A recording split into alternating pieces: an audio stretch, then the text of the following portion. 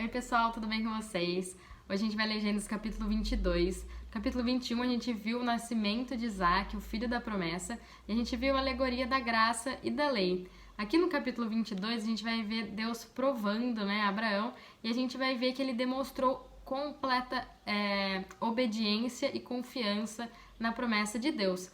E aqui a gente também vai ver uma referência do sacrifício de Jesus na cruz, quando Deus ele apresenta uma provisão para ser sacrificado no lugar de Isaac, tá bom? Antes de começar a ler o capítulo, eu gostaria de fazer alguns links que ligam Jesus e Isaac. A primeira deles é que os dois receberam o nome antes do nascimento. A segunda coisa é que Isaac ele foi oferecido pelo pai, assim como Jesus também foi oferecido pelo pai.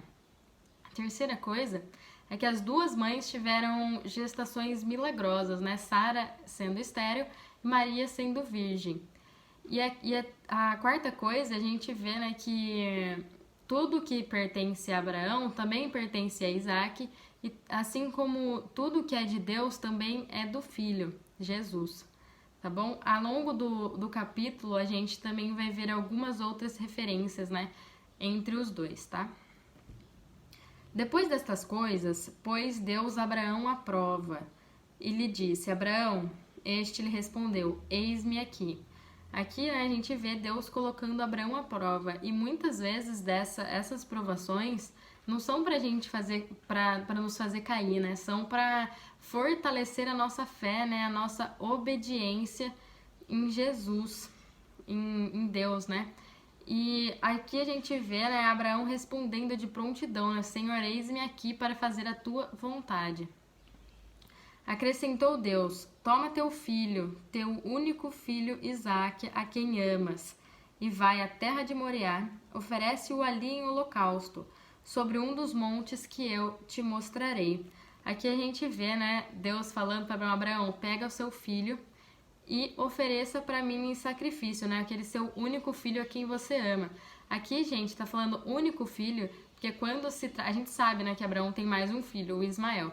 Só que quando se trata da promessa, da redenção, do plano de redenção do homem, Ismael ele é excluído, porque a partir da linhagem de Isaac, Isaac que é a promessa de que viria, a partir da sua linhagem, viria Jesus Cristo.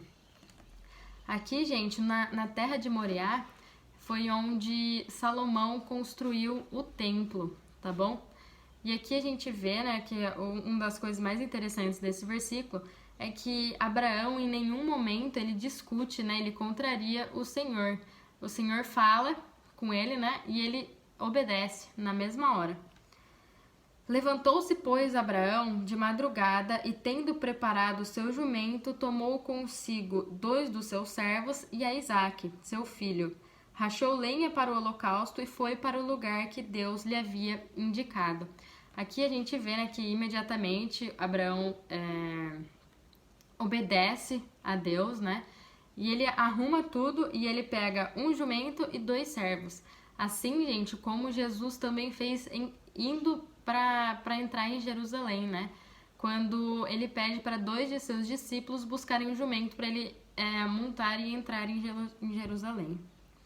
Ao terceiro dia, erguendo Abraão os olhos, viu o lugar de longe. Então disse a seus servos: Esperai aqui com o jumento, eu e o rapaz iremos até lá. E havendo adorado, voltaremos para junto de vós. Aqui a gente consegue realmente ver, o tamanho da fé de Abraão, Porque ele sabia que ele estava indo para sacrificar o seu filho, mas aqui a gente vê Abraão falando no plural, que ele falando iremos e voltaremos, Como se Isaac fosse voltar junto com ele, Porque ele acreditava muito, que Deus tinha o poder, de ressuscitar Isaac, Então ele estava indo para sacrificar o filho, mas com essa fé, sabendo que Deus iria fazer alguma coisa para ele voltar com Isaac vivo. Tomou Abraão a lenha do holocausto e a colocou sobre Isaac, seu filho. Ele, porém, levava nas mãos o fogo e o cutelo. Assim caminhavam ambos juntos. Aqui, gente, a gente vê, né, que a lenha do sacrifício foi colocada em cima de Isaac, né? Então aqui a gente já percebe, né, que Isaac já não era tão jovem, né, tão moço, porque ele era forte já, né? Então ele conseguia carregar a lenha para o holocausto, né?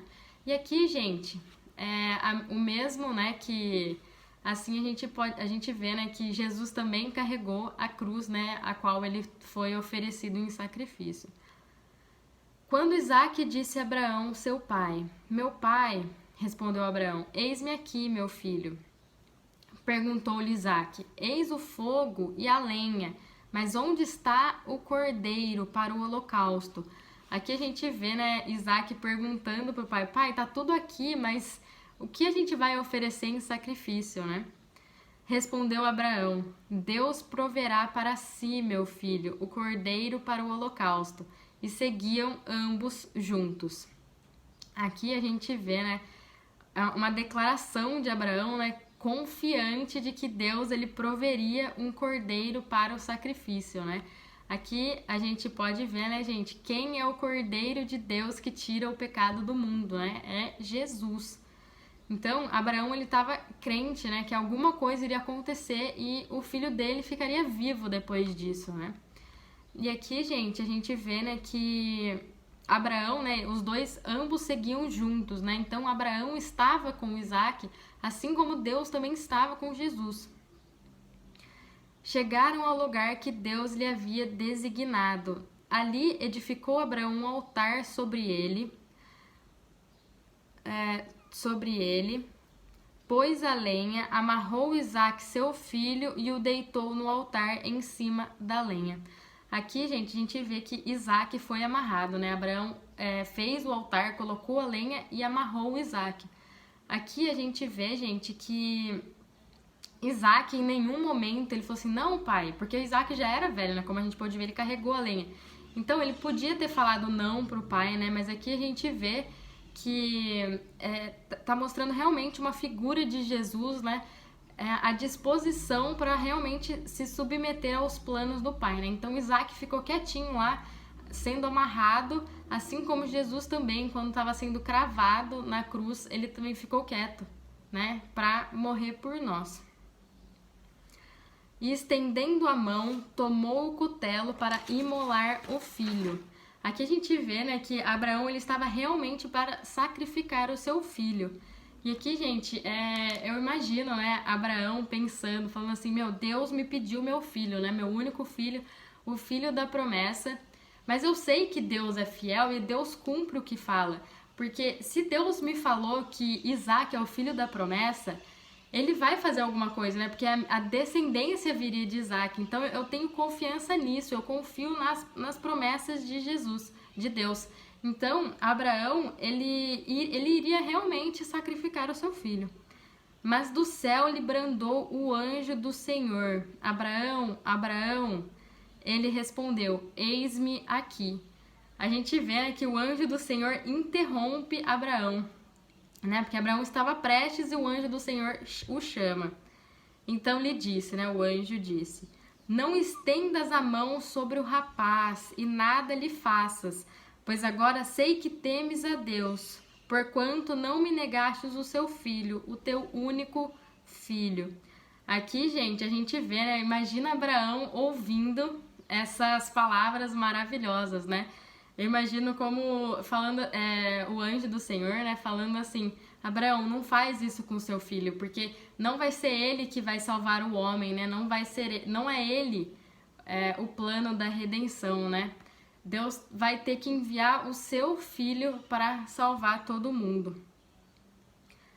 Tendo Abraão erguido os olhos, viu atrás de si um carneiro preso pelos chifres entre os arbustos. Tomou Abraão o carneiro e o ofereceu em holocausto em lugar de seu filho. Aqui, gente, a gente vê, né, que Abraão ele abre os olhos e ele vê um carneiro. Mas aqui é bom lembrar, aqui no versículo 8, a gente vê Abraão falando que Deus vai prover um cordeiro, né? E aqui a gente vê que Deus proveu um carneiro. Qual é a diferença, né? O carneiro tem a idade de mais de um ano, né? E o cordeiro é até um ano.